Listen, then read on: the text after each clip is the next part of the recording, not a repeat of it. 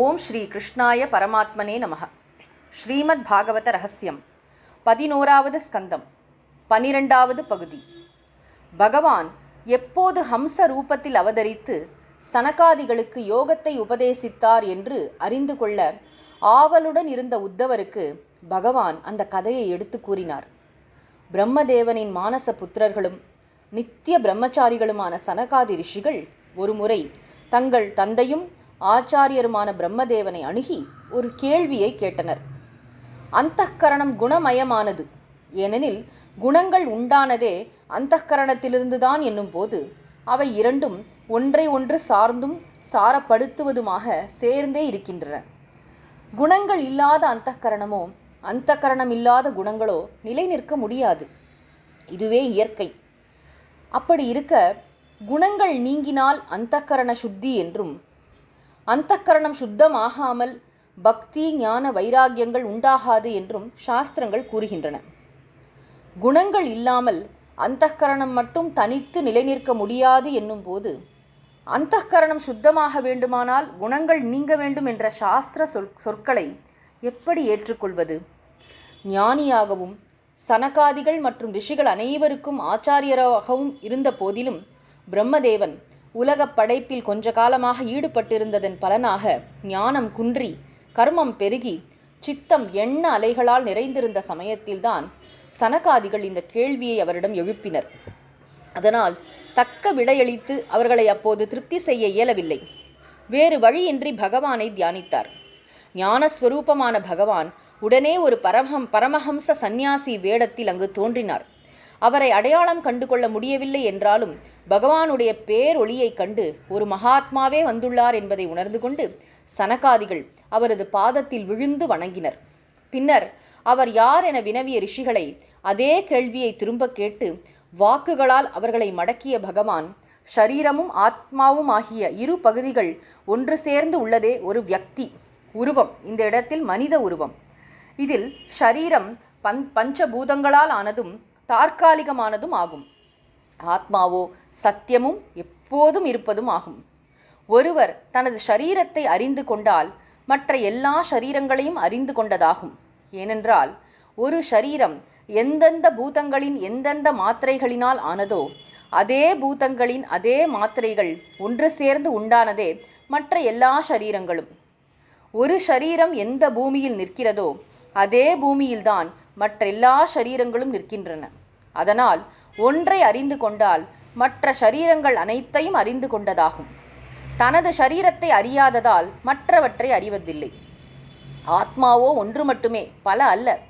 அதனால் தன்னில் தானாக ஒளிரும் ஆத்மஸ்வரூபத்தை அறிந்து கொண்டால் மற்றதெல்லாம் அறிந்ததாகும். மற்றவற்றை அறியவில்லை என்றால் தன்னைத்தான் உணர்ந்து கொள்ளவில்லை என்றே அர்த்தம். அதனால் உங்களை நீங்கள் யாரென்று தெரிந்து கொள்ளாததாலேயே நான் யார் என்று தெரிந்து கொள்ள முயற்சி செய்யுங்கள். அப்போது எல்லாமே புரியும். பார்ப்பவனேதான் பார்க்கப்படும் பொருளாகவும் தெரிகிறது. பார்ப்பவன் ஒருவனாக இருக்க பார்க்கப்படும் பொருட்களோ எண்ணில் அடங்காதவையாக உள்ளன. பார்க்கும் ஒருவனின் பல சங்கல்பங்களாலேயே பார்க்கப்படுபவை பலவாக தோன்றுகின்றன. இவ்வாறு பலவாக காண்பவற்றை வேறு வேறாக புரிந்து கொள்கிறான். அறியாமையினால் ஒன்றாக உள்ள தானே பலவாக உள்ளது என அறிந்து கொள்ள முடியவில்லை. இதுதான் அஞ்ஞானம் எனப்படுவது. ஏகனாகிய தன்னை அறியும் போது வந்து சேர்ந்துள்ள நானாத்வ மயக்கம், அதாவது அநேகம் என்ற மயக்கம் நீங்கும். இது ஞானமாகும். பகவான் கூறியதை கேட்ட சனகாதிகள் வெட்கமடைந்தனர். பிறகு பகவான் அவர்களது கேள்விக்கு பதிலும் கூறினார். குணங்களும் அந்தःகரணமும் எப்போதும் சேர்ந்தே நிலை நிற்கும் போது குணங்கள் இல்லாத அந்தःகரணம் எவ்வாறு சித்தமாகும் என்பதுதானே கேள்வி. குணங்களோ அந்தःகரணமோ கட்டுப்படவும் இல்லை, துக்கப்படவும் இல்லை. ஜீவன்தான் பந்தத்தில் இருந்து கொண்டு துக்கப்படுகிறது. அதனால் ஞானமும் முக்தியும் பெற வேண்டியது ஜீவனே அன்றி குணங்களோ அந்தःகரணமோ அல்ல. ஜீவன் இந்த உபாதிகளற்ற நிலையை அடைய வேண்டும் என்பதே அந்தःகரண சுத்தம் என்று கூறுவதன் பொருள். இந்த உண்மை ஸ்வரூபத்தை அஞ்ஞானி உணர்வது கடினம் என்பதால் அவனுக்கு புரியும் விதத்தில் எளிதாக குணங்கள் நீங்க வேண்டும் என்றும் அந்தःகரணம் சுத்தமாக வேண்டும் என்றும் சாஸ்திரங்களில் கூறப்பட்டுள்ளது. இது தவறும் அல்ல. அறிவு ஏற்படும் போது உண்மை விளங்கும். இதையே சனகாதிகளுக்கு நான் உபதேசித்தேன் என்று கூறி பின் மனதின் ஸ்வரூபத்தையும் விளக்கி கூறலானார். ஜீவர்களுடைய மனம்தான் சம்சாரம். மனம் அடங்கினால் உலகம் அடங்கிவிடும். இதனால்தான் சாஸ்திரங்கள் மனதின் லயமே சம்சாரத்தின் லயம் என்று கூறுகின்றன. குணங்கள் விரிவடைந்து வலுவடையும் போது மனதில் கடலில் அலைகள் தோன்றுவது போல பலவிதமான சங்கல்பங்கள் எழும்புகின்றன. தனித்து நிற்கும் ஞானம் மனதின் பலதரப்பட்ட எண்ணங்களோடு சேர்ந்து 3 உருவங்களை எடுத்துக்கொள்கிறது. அவைகள்தான் அவஸ்தாத்ரயம் என்னும் விழிப்பு, கனவு, உறக்க நிலைகள். அறிந்து கொள்பவனும் அனுபவிப்பவனுமாகிய ஜீவன் எப்போதும் மாறுவதில்லை என்றாலும் நிலைகளில் உள்ள வேறுபாடுகள் காரணமாகவும் சங்கல்பங்களில் உள்ள வித்தியாசங்களினாலும் அறிவும் அறியப்படு பொருளும் மாறிக்கொண்டே இருக்கின்றன. ஜீவன் மயக்கத்தினால் தன்னை மறந்து சம்சாரியாகிவிடுகிறான். அவஸ்தாத்ரயங்களை நன்கு ஆராய்ந்து அறிந்து கொள்ளும் ஒருவருக்கு சம்சார மயக்கம் நீங்கிவிடுகிறது. மிகவும் வேகமாக சுழலும் ஓர் இரும்பு சக்கரம் எவ்விதம் பலவிதமான நிறங்களை தோற்றுவிக்கின்றனவோ அதுபோல தடுக்க முடியாத அதிவேகத்துடன் சுழலும் மனமாகிய மகா கால சக்கரத்தின் சுழற்சியால் பலவும் உண்டாகின்றன.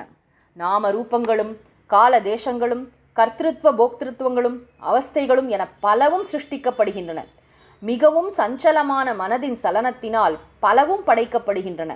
அலைந்து கொண்டிருக்கும் மனதின் எண்ணங்களில் மயங்கி உழலாமல் கவனத்தை அவற்றிலிருந்து வலுக்கட்டாயமாக திருப்பி ஆத்மஸ்வரூபத்தை பற்றிய இடைவிடாத சிந்தனையில் ஈடுபடும் போது மனதின் எண்ணங்களும் மெல்ல மெல்ல அடங்க ஆரம்பிக்கும்.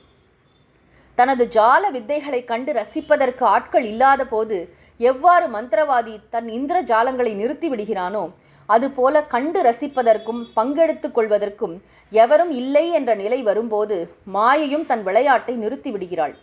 மாயையின் விளையாட்டே மனதின் சலனமும் சங்கல்பங்களும்.